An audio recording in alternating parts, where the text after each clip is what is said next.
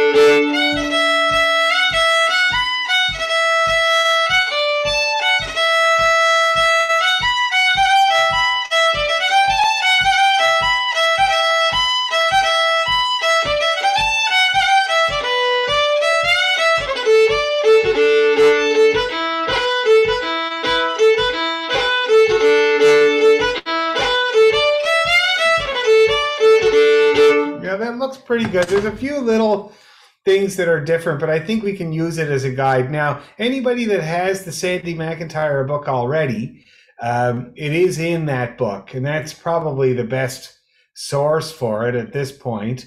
And I think it's right next to Huntington Castle, whatever page. Yeah, I see it.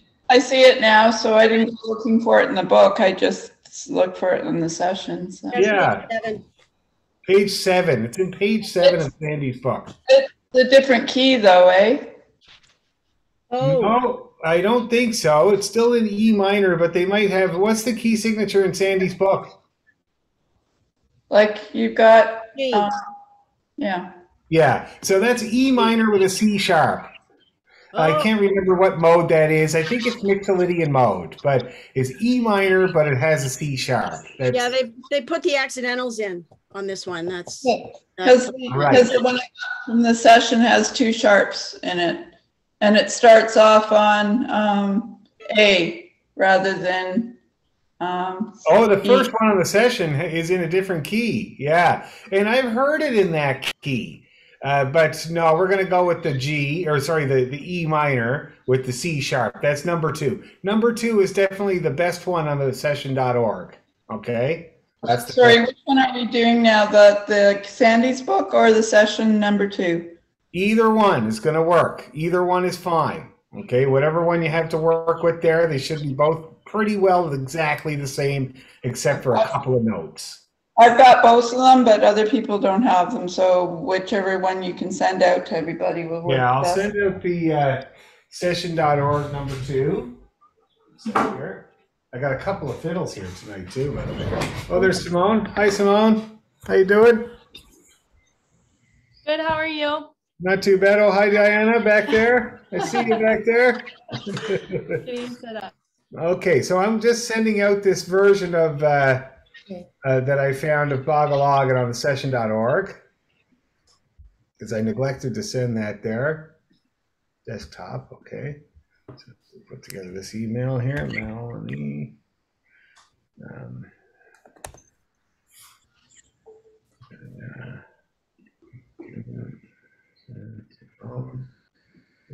Sue, Susan Blazer, Calida, Elizabeth. the top of the mountain. Ross. I can't find my book. Vogue. And Logan. Okay.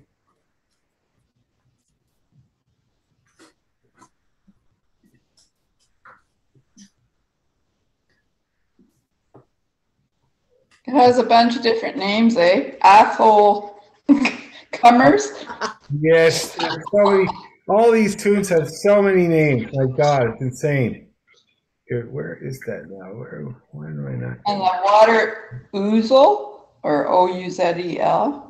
Yeah, some of them can be Gaelic too. They're like impossible to say, impossible to Okay. pronounce.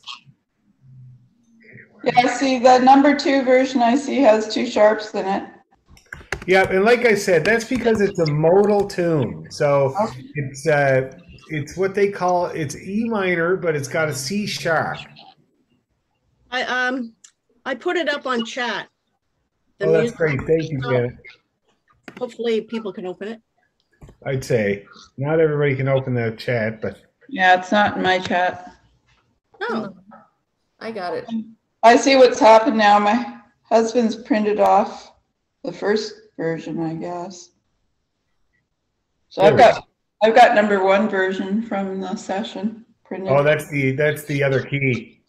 Oh, Okay, so I just sent the one that I'm working with to everybody. Okay. So you can take a look at it there. And I'm going to just play it again so we can kind of refamiliarize ourselves with the tune. But first, before that, so first of all, I had a great time in Cape Breton. Like, we had an absolute blast. It was great to see Jennifer's parents, who are 83 now, and Jen's dad had a brain bleed just before the lockdown happened, almost 2 years ago, and he's slowly recovering from that. So it was really good to see how he's doing in person and see that he's not near as bad as we thought he was doing. So that was really good. And then I also got to see all of my brothers in Cape Breton. It only took me 3 days and 2 nights, but we got in visits with everybody. But the other really awesome thing that I had to do when I was there was pick up this fiddle for a student of mine in Ontario called Jim. Jim is a great, or no, sorry, it's not for Jim. I thought it was for Jim. He's a great fiddle player. I started teaching him when he was about 11. He's from England. His family's from England, and they're homeschooled. His brother Arlo plays the whistle and the pipes and is amazing. And both of them are amazing. But their little sisters are twins, and they are playing the accordion and the fiddle. And so this fiddle here I had to pick up for Roni, who is now, I guess, apparently about 14 years old, and she's playing the fiddle. She's a great fiddle player. But she needed a full size, and her parents had this made by Clay Carmichael. Has anybody ever heard of Clay Carmichael from Cape Breton? He's a really awesome fiddle maker. You've heard of him, eh, Deborah? Is he by the college? Yes, he is. He's just up the road from the college. I was at his house one night because somebody's fiddle broke, and we ran over there. And he was in There the you middle go. of making some. One of the guys that we were with, he had consigned him to make it, but it takes a year or 2. It does. And Clay is a master. Like, he's well known all over the world. There's many of my colleagues own his fiddles. They're really, really nice. And he's a really nice guy. This one is brand new. A couple of things to point out about a brand new fiddle that you might not know about. First of all, the varnish is still sticky on it. Oh. So you got to think, that often happens when you get a brand new fiddle. Like, it takes a good year for the varnish to properly harden and dry like it should. Also, look at the pegs. So this is a brand new fiddle where the pegs have not been worn or adjusted or changed at all. Look at how long they're sticking out of the fiddle. My God, there's like 20 years worth of playing, left on those pegs. And when you compare it to my fiddle that's from the 60s, check that out. See that? Yeah. So that's a brand new fiddle. It's very interesting. Now, the other thing is that look at this back. This is an incredibly beautiful back of a violin. See that? Old growth maple. And I asked him where it came from, and he said it came from a tree that was on the cut line, the hydro line, that they cut through the forest right near his place. And he said he found the tree about 30 years ago. He's been making fiddles from it ever since. He says he's got enough pieces to make, like, say, almost 40 more fiddles from that tree. And look at that beautiful wood. Like, that is just incredible. You can see there. What's amazing is every one of these stripes here represents like a good 10 or 12 years of growth of the tree, because what happens is it gets compressed and not compressed, compressed and not compressed. And that's where you get that tiger striping. So you can see this is an ancient piece of wood. It's beautiful. And the front of it, spruce, I thought that he would get it from Cape Breton because Cape Breton is covered with spruce. But he said, no, it's not good enough in Cape Breton. He had to get it from Colorado. So the back is Cape Breton and the front is Colorado. But it's got a beautiful sound. Yes, Mel?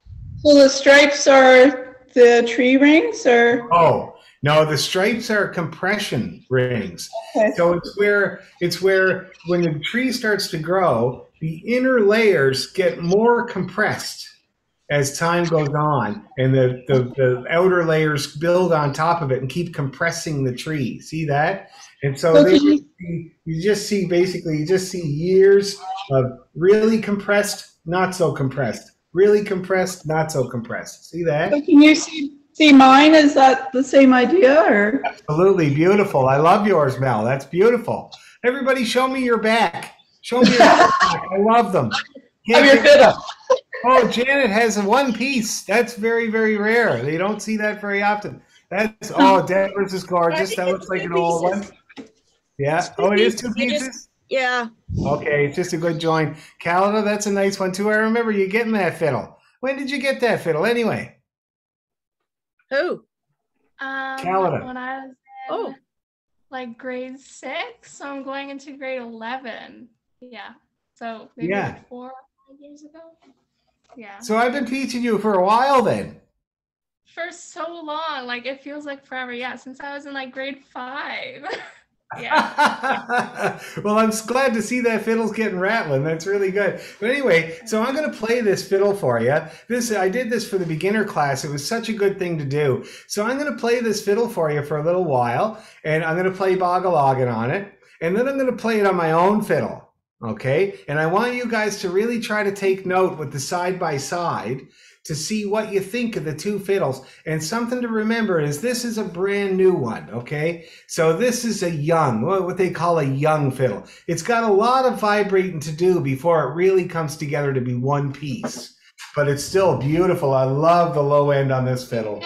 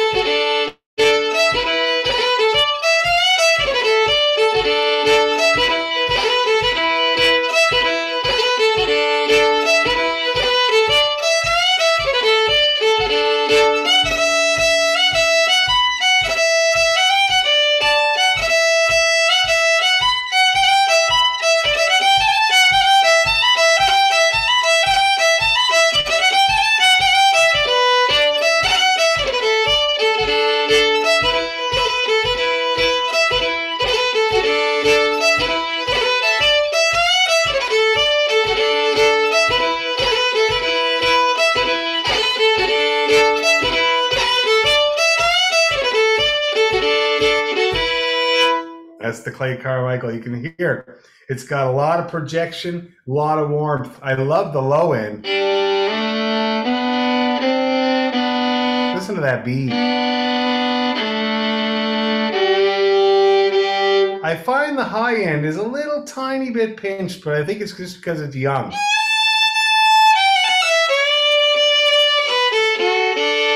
Now, The low end sounds like an organ playing. Oh, it really vibrates well, especially the low end. Now, here's my fiddle.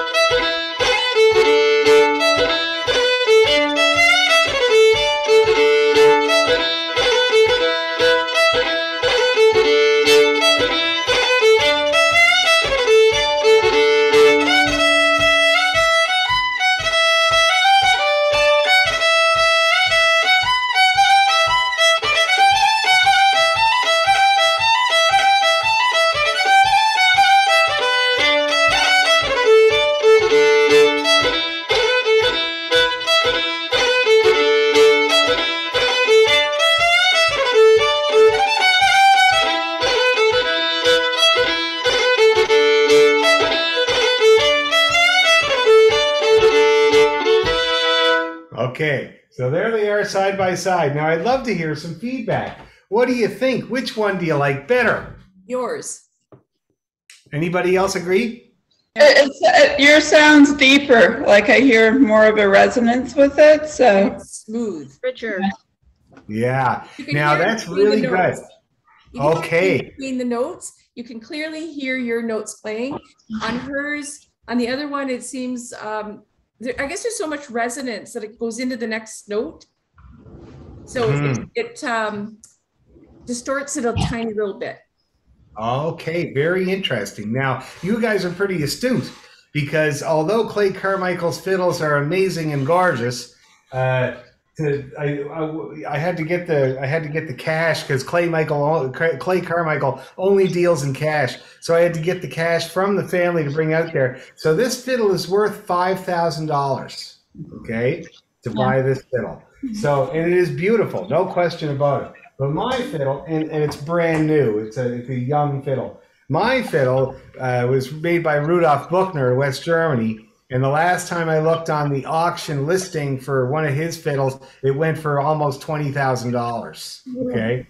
And also, it's in 1963, so it's a lot older. It's had its time to settle in, but also look at the back on this baby.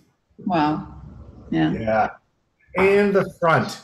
The piece of spruce that this fiddle is made of is incredible. Like, you can barely see the grain lines because they're so small.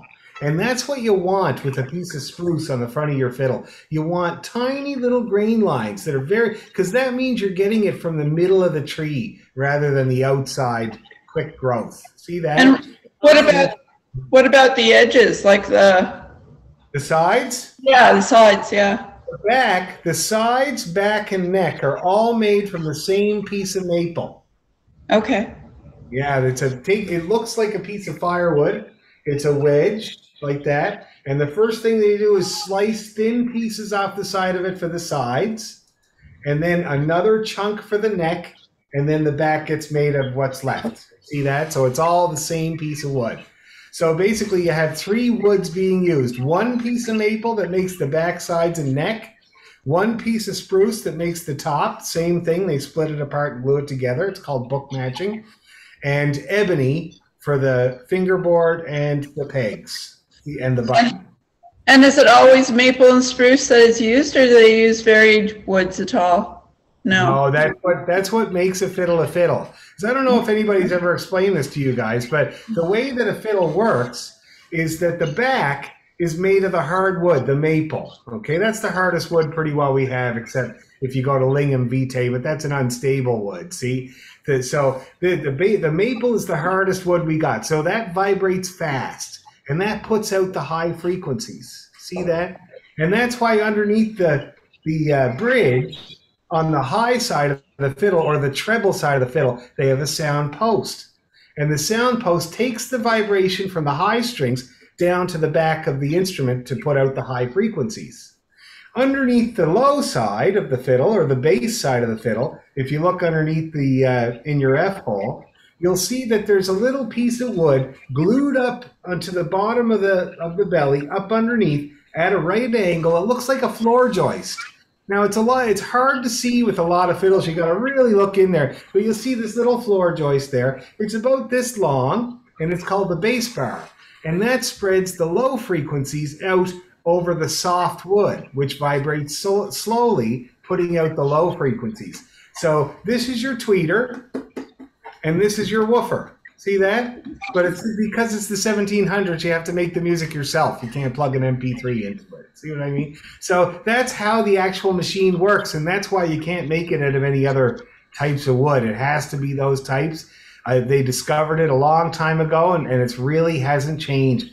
The fiddle design, when it first started off, it was very rudimentary.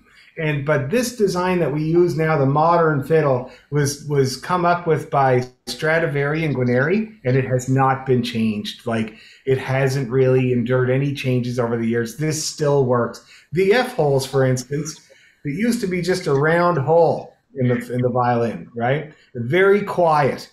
And the thing is back in the 1600s, you'd still have a large audience at a show. but no PA, no way to make it louder. So that's why they made everybody be quiet during concerts. But also, Stradivari came up with these F-holes because they're the loudest. They tried all these different designs, crescent-shaped ones, different shape holes, but this won out by Stradivari, and it's been used ever since. I think it's these things here that get vibrating really a lot and put out the sound more than any other shape of F-hole. And my friend Dave Papazian still cuts them freehand, no template. He just draws them on the fiddle with a pencil and then cuts them out. He still does it that way, the same way for hundreds of years. Anyway, so there you go. So that's a Clay Carmichael fiddle, and I really love it. I was so glad to meet him and glad to see the fiddle. It's a really amazing piece of work, and I'm sure that Roni is going to be very happy to get it.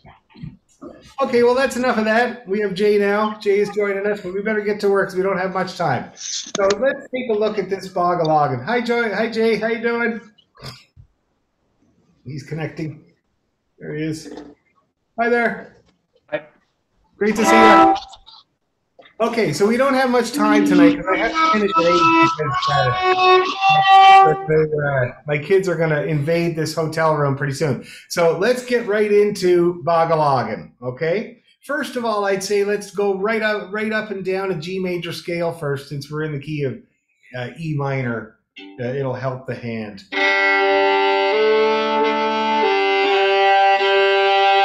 Okay, G major scale and arpeggio. Here we go. Ready and.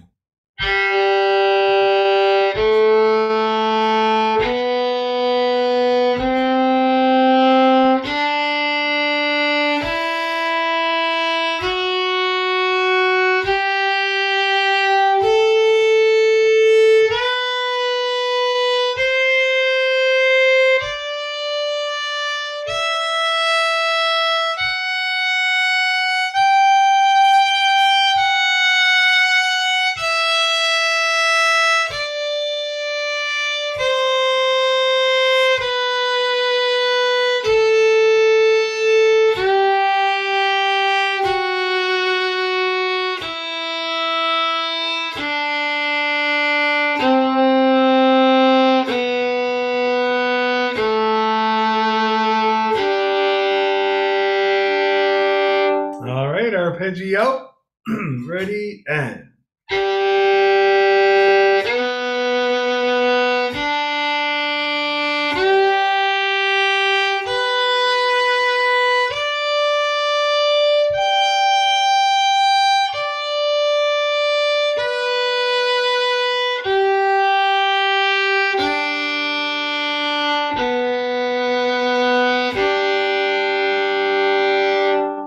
Let's do that scale and arpeggio faster. Okay, this is going to be your tester. See how you do. Ready, 2, 3,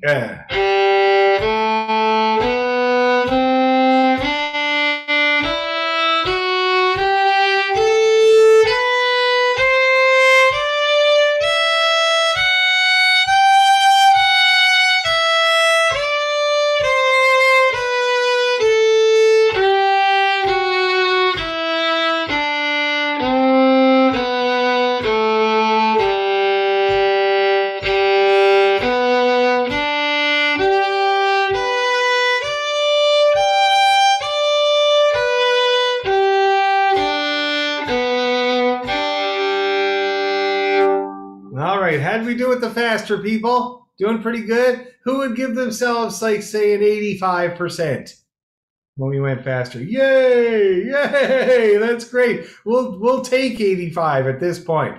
We'll try to get her better than that, of course, but 85 is great. Okay, now let's see about this Bogaloggin.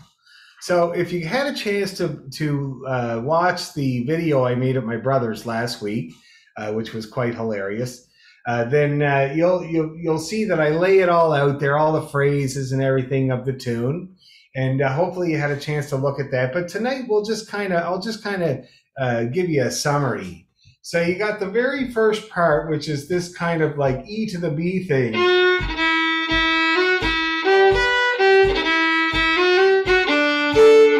And you see, this is one of those tunes that instead of first phrase, second phrase, third phrase, it's kind of like first phrase, first phrase again different, slightly different, and then first phrase again the way it was. It's a little bit repetitive. I'm sure you noticed that. So we got this kind of trick here. You got a cut, and then another E, and then I play a little F, and then we got this arpeggio. See that? E, G, B, G. And then we do it again. And that's a little D major thing there. Then they do the first one again. And then we got this ending. See that? And that's how that part goes. So why don't we try it? We'll go nice and slow and just play through that first part there. Nice and slow. Ready, and...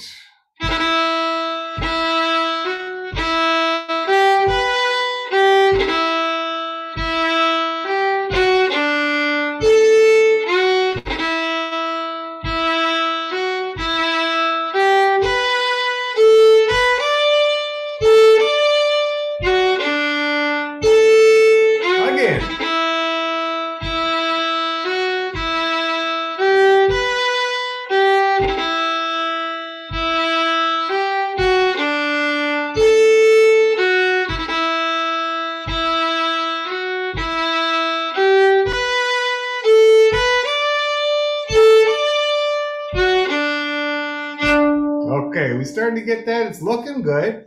Looking like you're getting it. Now, one thing I did notice on the session.org version, I was looking at it there earlier, and the rhythms are not that accurate. So when you got the dots and the dashes, try to take your rhythm from me. The other thing that's very confusing about slow or Strat bass is that most players play around with those rhythms. They won't do it the same way every time. So it can get very confusing, all right? So try to take your timing from me. Yes, Mel? So are we supposed to get rid of the dots on the sheet music, or what are you saying? No, you don't have to get rid of the dots. I just want you to... So I'm just going to go through and see what's different.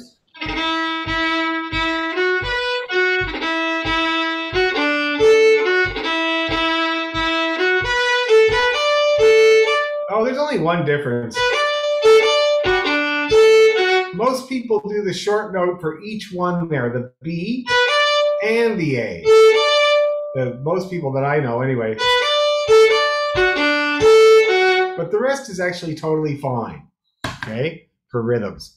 But we'll have to go through, because that's the one thing on the session.org with Strat bass, they don't often get it right. They don't often get those rhythms exactly right, okay? It's pretty nitpicky. Anyway, so let's try it. Let's try it like 300 times, that first part, okay? Here we go. 1, 2, 3, go.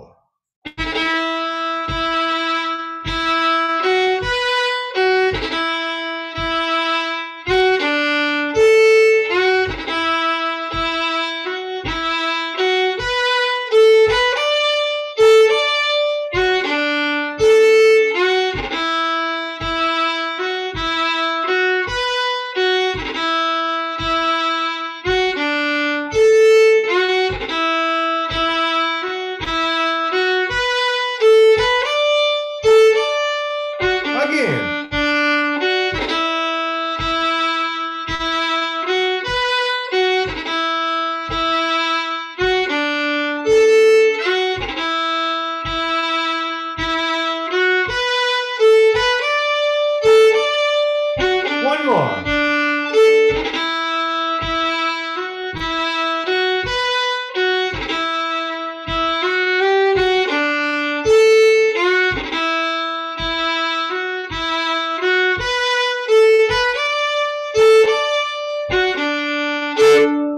Okay. Yeah, that's pretty good. So how are we doing with that, everybody? Everybody able to play that part pretty good? Any questions about that part? Anyone? No? The last half of the last bar. No. Is that music? Are you playing the music as it's written Sandy's book, or is this the same? Is it, I'm using. Oh, you're in. Okay, so you're using. I was using the session. Oh, there's Elizabeth. Oh. God, everybody's coming into. Okay. I was using the session.org, and because I'm not at my usual office and I don't have Sandy's book with me. Oh, I see. Yeah. Okay, and it's slightly different. You know, like the session.org often is slightly different than what you're going to find. So you just kind of use it as a guideline. Okay. Good enough. Yeah, and again, you'll hear a lot of different versions of this tune. So anyway, let's do it a few more times if there's no other questions. And in terms of ornamentation, you can hear this fifth is kind of what I'm doing all the time. That's E and B together.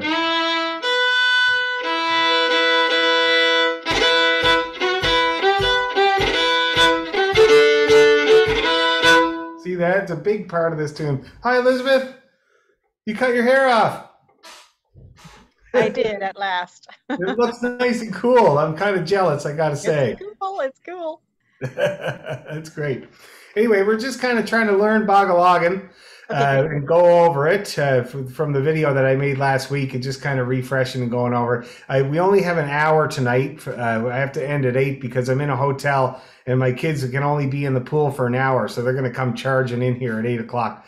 But anyway, we'll push her as far as we can. And then next month, though, I'm back in my office as usual. There shouldn't be any interruptions or anything like that next month, okay? It was just this crazy trip to go to Nova Scotia that kind of messed things up a bit, but it was well worth it. Anyway, here we go. Let's do this first part a few more times.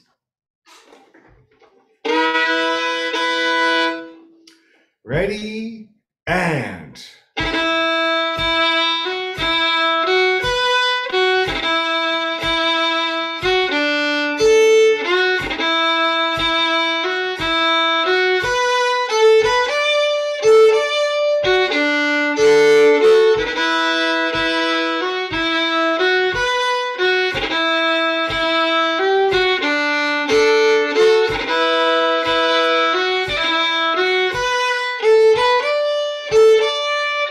One more.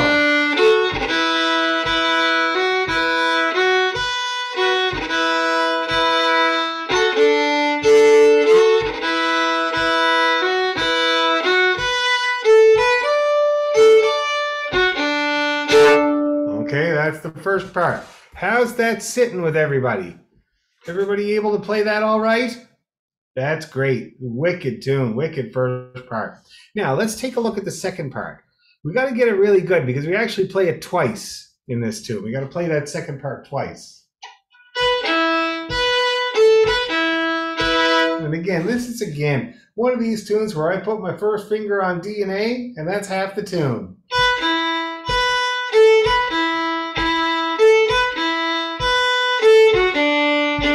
See how I'm doing that? Very little movement here. I'll show you again.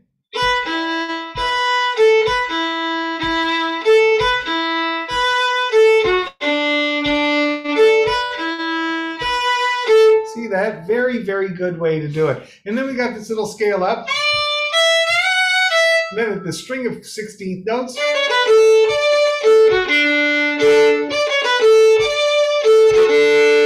And you might notice when they do 16th notes in Scottish music, they're not all even. The first three are real quick and the last one takes a little time. See that? And it really helps with the bowing. If you do it that way, it really helps you have enough bow to give that down bow for the B. See that? Watch me do it again.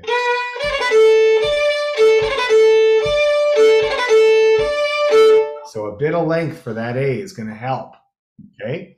So let's try it. Let's try that whole second part. Nice and easy. Ready, and...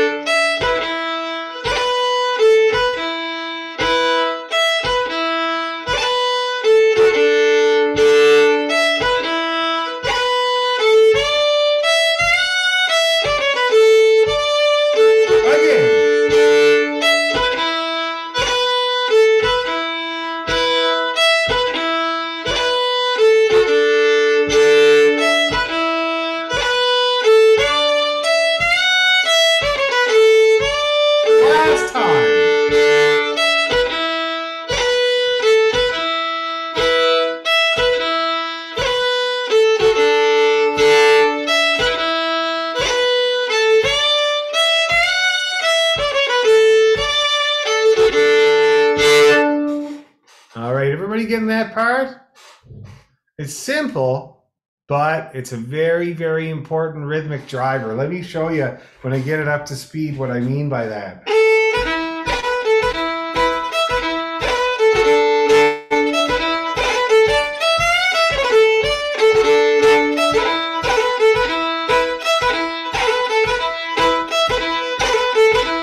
Now you see how I'm bowing that the same way all the time. See that?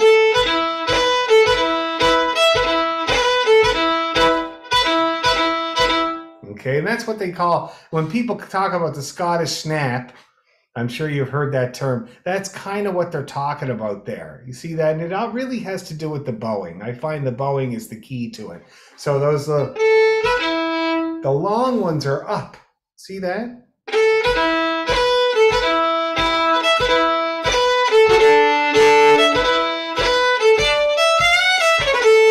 So even that one. Okay, so the long ones are up and you want to draw them out. Let's try that part again a few hundred times, shall we? See if you can get your Scottish snap in there best you can. And even though it sounds like a stiff move, like it's a kind of a tightening or something, I'm loosey-goosey. Try to watch my right hand while I'm doing this so you believe me. Ready? And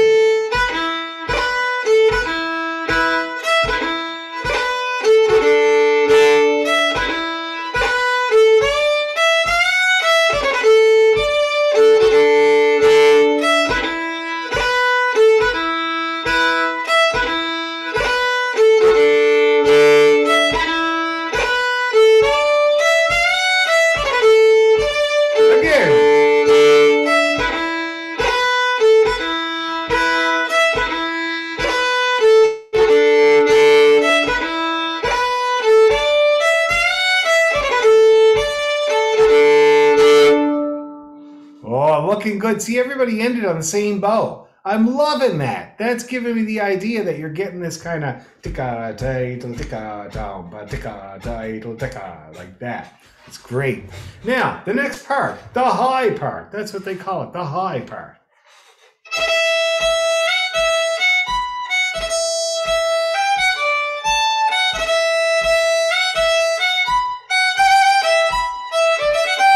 And then the fancy part.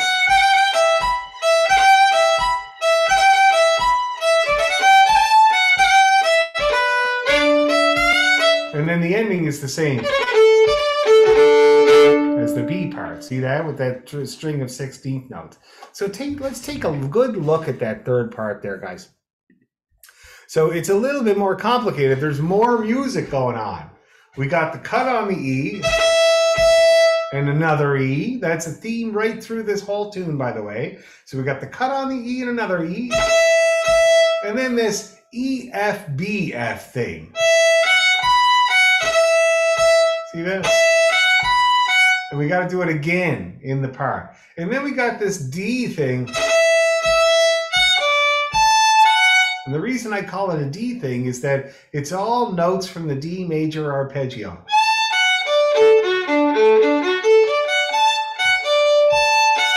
So I would see those four notes and think to myself, D major. So that's F, D, A, F. Okay, and then, so let's put that together. We got the cut on the E, another E, E, F, D, F, D thing. First thing again. And then we got this thing with the G, E, B, E. Okay, and then you do it a lot.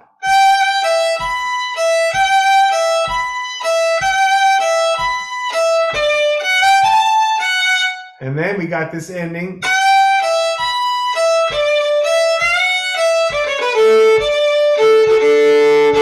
So I think we should kind of go ahead dead slow with this third part, okay? Let's go really slow and just play right from one end to the other. Now, I'm playing off of the session.org version that I sent to everybody.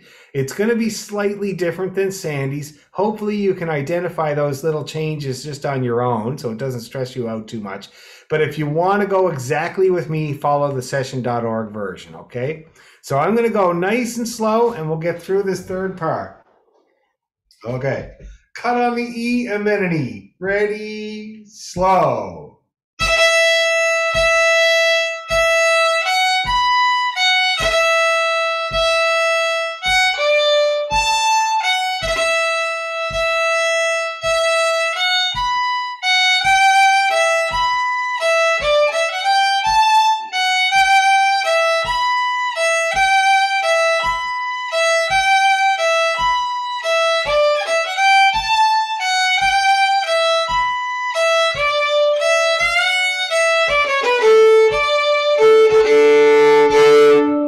That was it. Now let's see. How did everybody get along?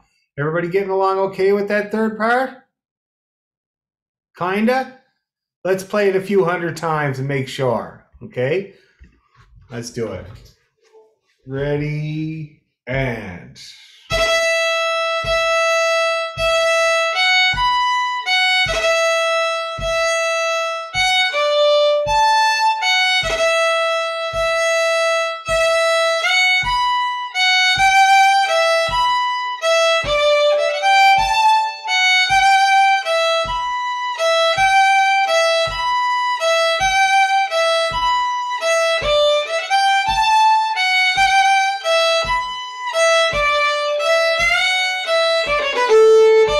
Again.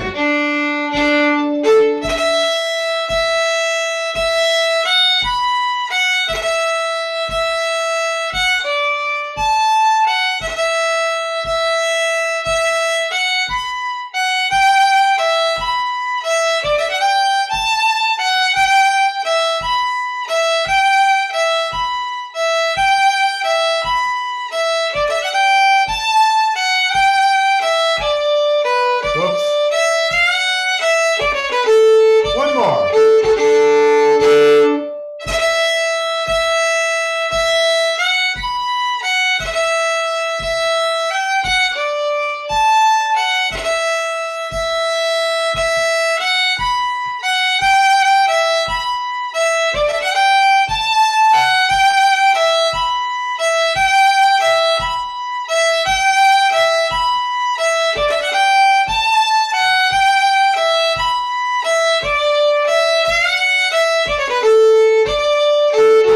A little faster.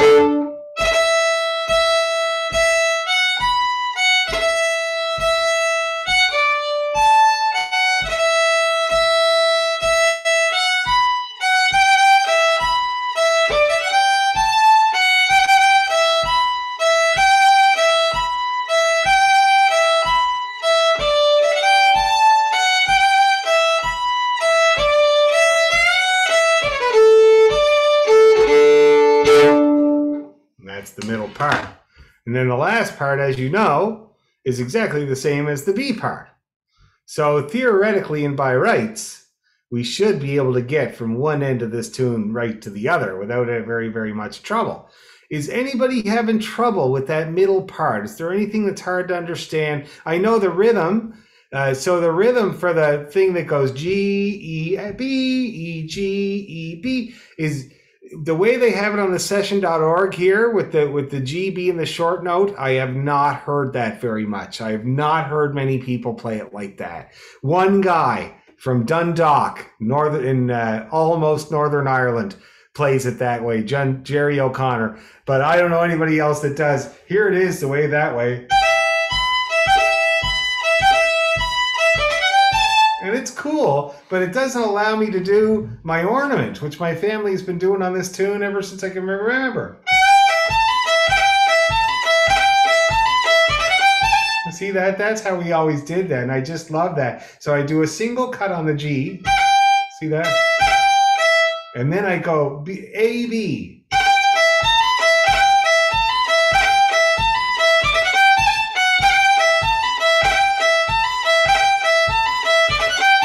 Anyway, so it's a fun way to dress that up. And so that's why I would be hesitant to play it the way they have it on the session.org. Yes, Deb? So if we follow Sandy's book, then we'll get the right. It goes along with me. I think Okay. it goes with what I'm pretty sure it goes with what I'm doing. Can anybody tell me that whoever has Sandy's book up in front of them, is the G the long note? The one with the dot? Yes, I had to struggle to find the unmute. Yes, the G's the long note, then the E. Yeah. Then the Oh, B. okay. and Yeah, that sounds right. So that's what we'll do. We'll do it that way, Okay. right? Just to clarify, it can be very confusing. Okay, so that's that part. And then the third part, let's practice the last part. Just, I know it's the same as the second part, but let's practice it anyway, okay? So we're going to take that last part, practice it on its own. Okay, ready, and...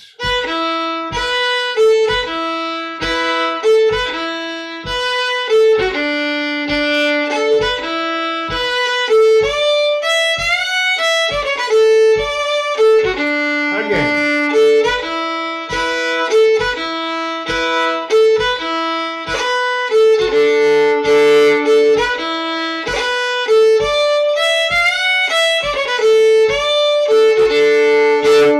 And that's her. That's the whole tune.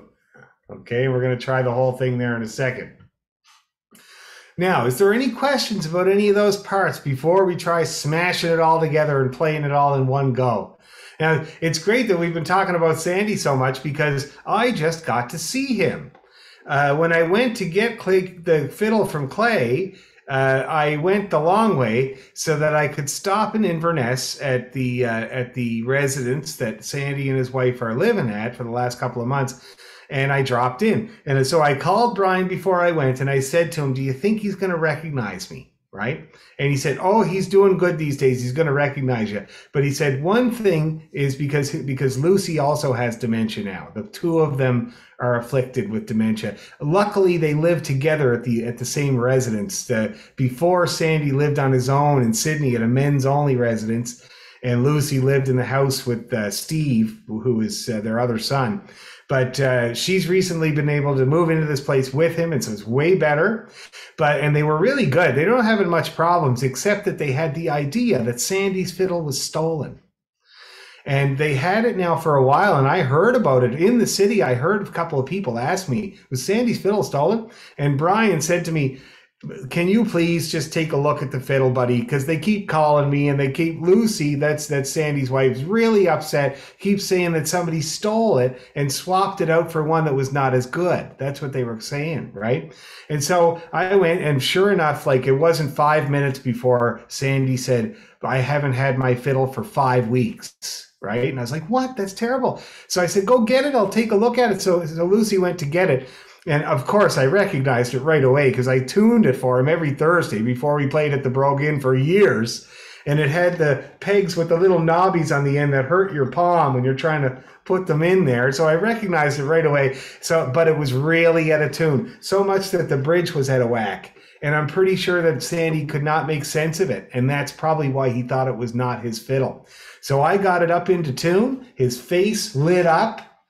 We played a few sets together, and I'll send you guys a video. It's great. We played a few sets together. He started off weak. By the end of, I'd say, about 4 sets, he was back to normal Sandy. And I brought the bow from Heinel, the $12,000 bow. He didn't recognize it at first. After 4 sets of tunes, he looked at it and he said, because we both loved the same bow, he said, is this the $12,000 bow from Heinel? And I said, yes. And he was like, oh, that's terrific.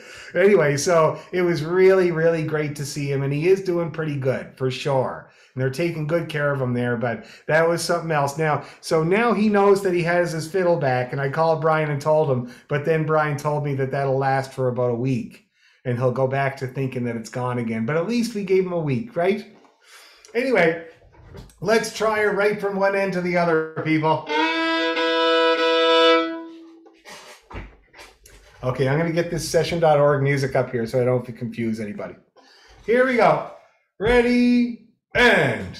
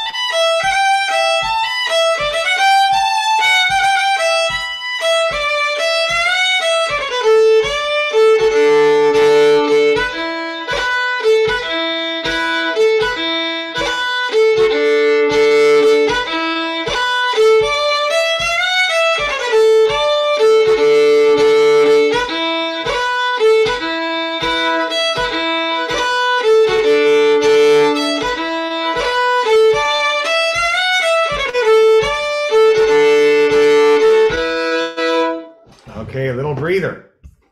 Now, hopefully that's going good. How's everybody feeling? Getting her pretty good? That's great. The tunes that come after it, it's kind of interesting because everybody seems to play the same set of tunes here, like I did growing up, so did Sandy, so did Troy McGilvery, so did everybody. And the tune that would come after this one is called Sweet Mary. I think it's called Sweet Mary. It goes like this.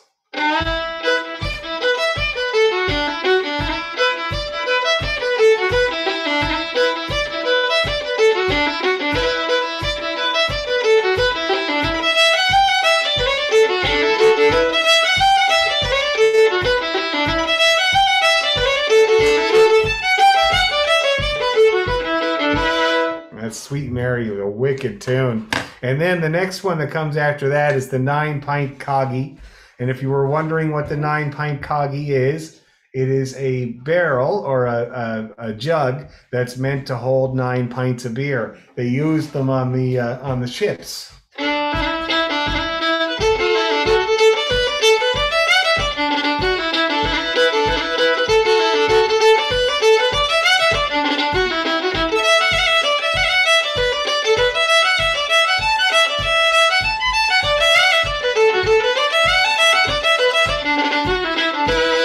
That's the 9-pint coggy. I love that too. And then Cogny or whatever it is. 9-pint. What does it spell? Coggy. Coggie. You played Coggy. that at Oakville. Oh, did you? I'm not surprised. I didn't. They did. I couldn't keep up. Well, actually, it's a very simple tune. I think we'll be able to do it. I'll show you a few tricks, kind of like this tune. See in that second part there where I do all that music with my first finger? Hey, it's very similar to that 9-pint coggy.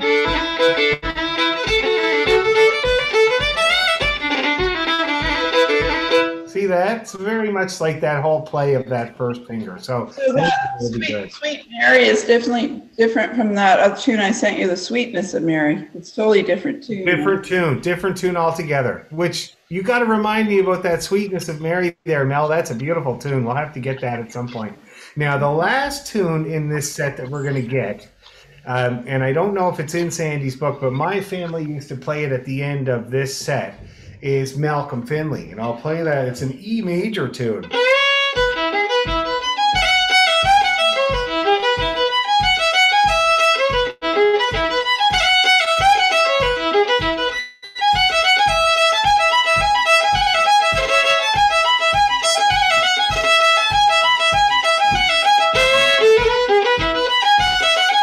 See that? And it's the nice thing about it is that it's in the key of E major, which you guys know is a bugger of a key because it's got the D sharp, which means you can't touch your D string because if you do, it's a fine. And you have to stretch that third finger on the A string. But this brilliant Scottish guy at the end of the 1800s wrote all these tunes in the key of E major that have no Ds. They just don't have any Ds. And it's because apparently in the Scottish country dance days, to go up to E major was a real boost for the arses involved in the dance. Like, oh, they would all kind of go up a little bit when you switch to the key of E, but it's a difficult key. So this brilliant guy came up with all these tunes that just don't have any Ds. And this is one of them. If you look real close.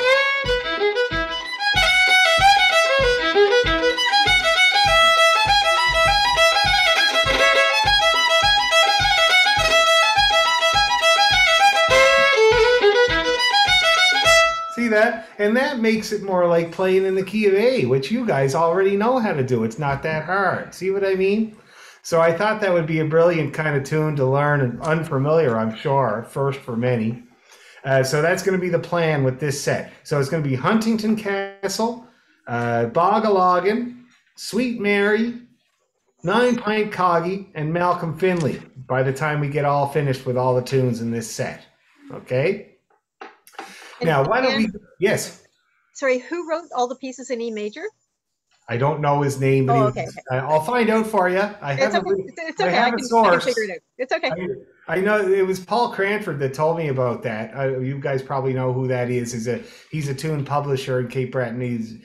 knows every tune. He knows the origins and the versions of every tune ever written, but he's the one that told me about that. So I'll find out because No, it's okay. It's oh not no, gonna keep me up at I night. would love to find out too, because I know there's more. There's more of those E major tunes, which would be fun to do. But anyway, so I haven't got much time left here because these kids have invaded the premises. Yes, Deborah? I'm sorry, it's about Wednesday nights, and I'm sorry to Oh, bother yeah. you with that. Are we meeting in person? Like Ontario didn't completely reopen again. Yeah, we'll be meeting in person. I just have to nail down the place because the church is like not forthcoming with getting back to me at all. But they apparently have our rental money from last year because we didn't use it at all, or 2 years ago. And so James is like, that value is still there. We should try to use it. So I've been calling them. I've been calling them. But I'm going to go out there. I've decided because I'm almost home. I'm going to be home tomorrow. So I'm going to go out there and see if I can get that location again. If not, it'll be James's new studio in Burlington. Okay.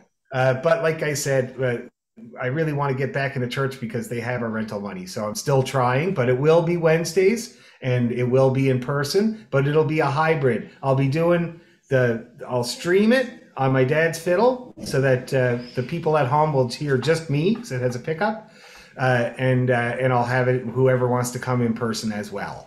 Okay. I think it's up to 50 people, but you have to be 2 meters apart. And it depends how, like if we were at the church, we wouldn't be able to get 50. We could get 25 and spread out, but we won't be able to do that with 50. And I imagine there'll be 50.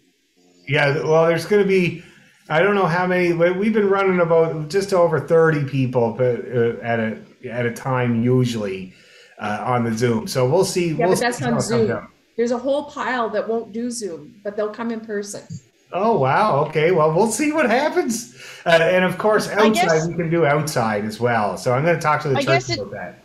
Yeah, I guess it depends on which hall we're in too, because the first year I started, which I guess was 3 years ago, we were in the big hall. And then they kicked us out.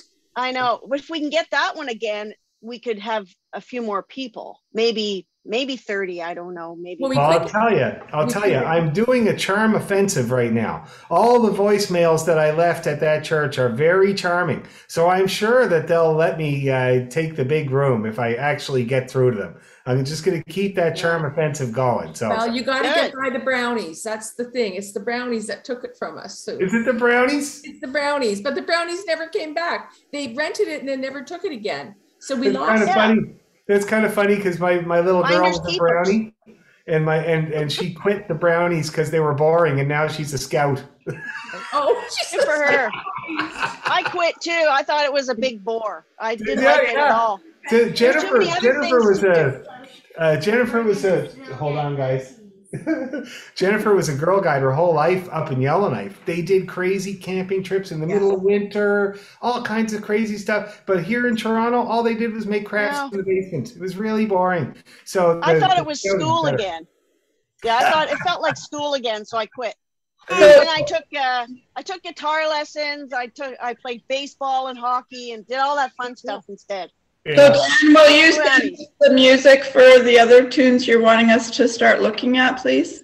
Yeah, because I got the good versions in my office at home. I got real good versions of each of those tunes, so I'll get them out to you when I get back tomorrow. Anyway, let's take our last few minutes and do Bogaloggin again. Okay, let's do it a couple more times, a little faster. Okay.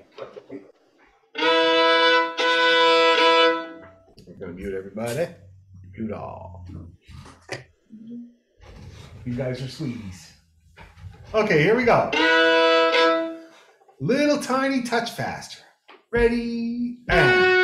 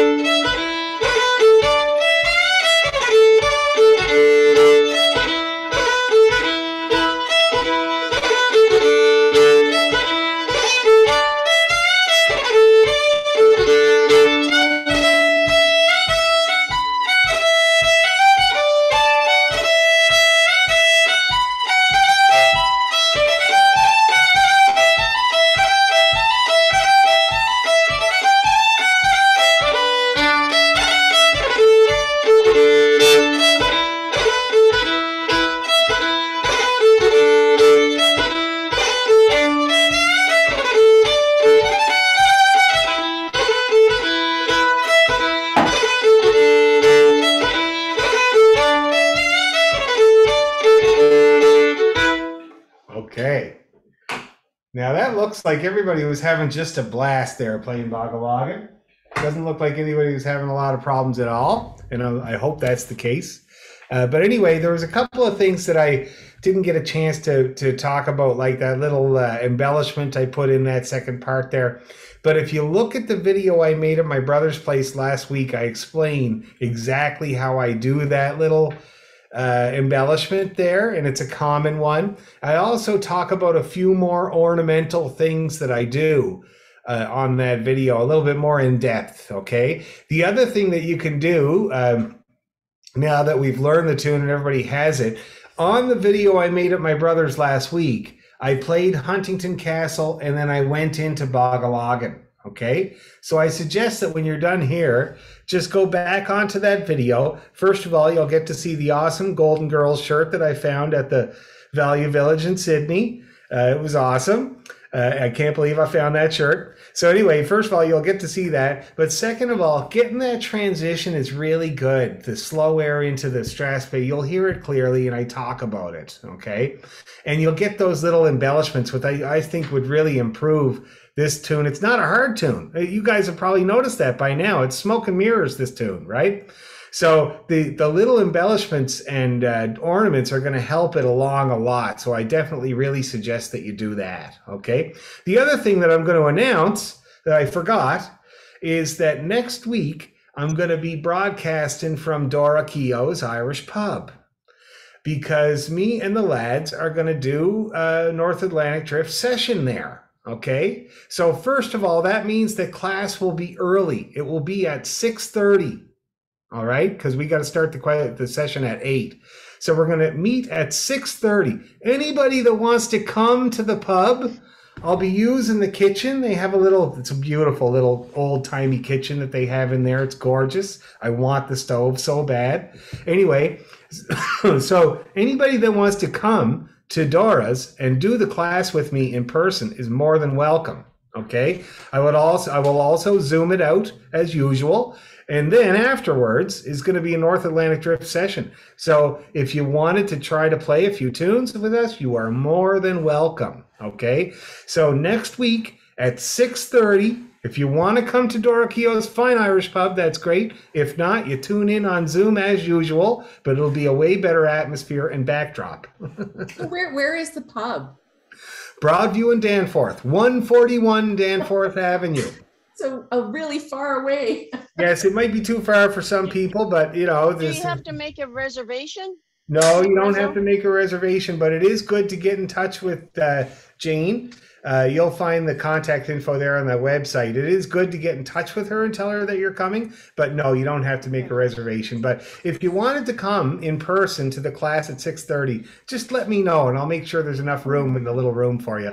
But don't worry, if you can't, I'll be Zooming as usual anyway, okay? It's a pretty small place, so I'd probably get there early anyway. Yeah, but they are increasing their capacity again. Last time we had a session there, we had 15 musicians. And it was all kosher, and it was great. Let me tell you, the tune started at 8:30, and I finally got home at 3:30 in the morning. Although there was talk of going to another pub after, I didn't do it. I went home. But anyway, well, that's so too bad. Adrian's in PEI right now, and Jamie will be joining him. She's in Vancouver, and then she's flying coast to coast on Sunday to go to PEI. So they can't come, but I might. Cool. Yeah, please come down if you want to. But anyway, don't worry. It'll still be on Zoom as usual. It'll just be more of a little party happening there. And then I might keep it going. When we start the session, I might keep the webcam going for anybody that wants to test their metal, as it were. Okay, because that's going to be a fast and furious session. So if you felt like getting in there and you wanted to hide behind a screen, this is your chance. I might do that. So cool. Dan, all the music that you had tonight, it's all in Cindy's book? I'm pretty sure, but I'll have to double check when I get home, Deborah. I don't have it with me, but I'm pretty sure, except Malcolm Finley. That's not in his book, but all the other ones are. But I'll suss it out tomorrow when I get home. Yeah, we play Huntington Castle also at Oakville. I heard. That's why I thought it would be a good one to work on. It's a nice one. It's beautiful. Yeah, I could play that one. When I first started playing the fiddle 3 years ago, that was one of the only pieces I think I could handle. Because Oh, the reels were cool. so Oh, slow. fast. It's so slow. It's nice and Yeah. slow, but it is gorgeous. But now, It's absolutely yeah. gorgeous. The reels were too fast for me at the time, but not anymore. Yeah. Excellent. Anyway, thanks a lot for your patience there, guys. I really appreciate it. And we'll see you 6:30 next week. 6:30. Okay? Thanks Right. again. Bye-bye. Thanks, Dan. Good night. Thank you. Bye-bye. Good night, everyone. Nighty night.